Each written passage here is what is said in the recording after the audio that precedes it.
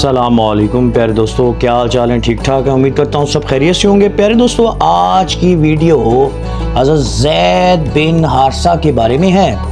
حضرت زید بن حارثہ کے بارے میں بتاتا چلوں کہ ایک دفعہ کافروں نے آپ کو پکڑ لیا اور آپ کو ایک درخت کے ساتھ باندھ دیا۔ پیارے دوستو، جب ان کافروں نے آپ کو درخت کے ساتھ باندھا تو ایک کافر نے کہا، بلا جس کو بلانا ہے، بلا جس کو بلانا ہے، تیری کوئی مدد کر سکے۔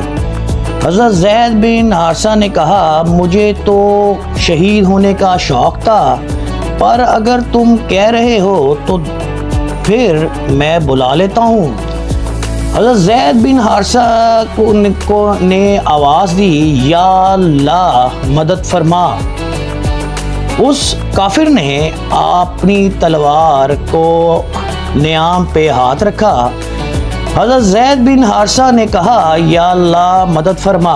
اس نے نیام میں سے تلوار نکالی۔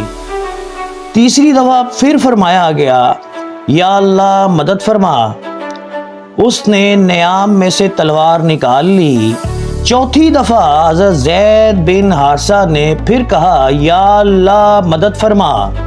پیارے دوستو، جب چوتھی دفعہ آپ نے کہا، کافر کے پاس تلوار تو تھی لیکن اس کی گردن سر پہ موجود نہ تھی۔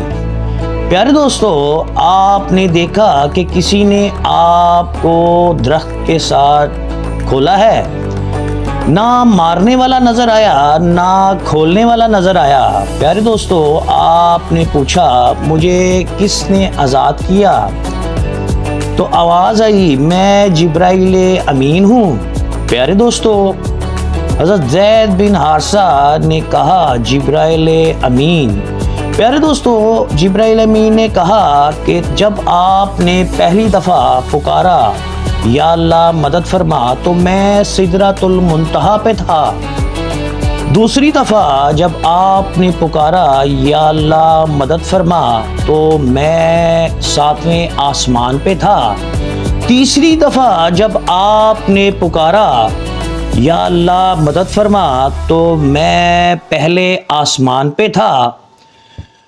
اور جب چوتھی دفعہ آپ نے کہا، یا اللہ مدد فرما، تو میں آپ کے پاس تھا۔ پیارے دوستو، یہ بات میری بتانے کا مقصد یہ ہے کہ آج کل ہم نے دعاؤں کو ہی مانگنا چھوڑ دیا۔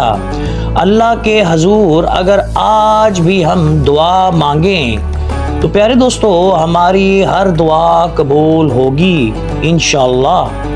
تو پیارے دوستو، اس رمضان میں آپ نے اچھی طرح دعائیں مانگنی ہیں اور اپنی فرض نمازوں کے بعد پورے امت مسلمہ کے لیے ضرور دعا کیجیے گا۔ پیارے دوستو، ان دوستوں کے لیے بھی دعا کیجیے گا جو کسی بیماری میں مبتلا ہیں، اور وہ لوگ جو جنت الفردوس کے حقدار مسلمان بہن بھائی، ان کے لیے بھی دعا کیجیے گا۔ اور پیارے دوستو، اپنے ان غریب بہن بھائیوں کے لیے بھی دعا کیجیے گا کہ یا اللہ امت مسلمہ کی مدد فرما، اور اپنی زکوٰۃ اور عطیات بھی ضرور دیجیے گا۔ اس دعا کے ساتھ اپنے بھائی عاطف کو اجازت دیجیے گا۔ السلام علیکم ورحمۃ اللہ وبرکاتہ۔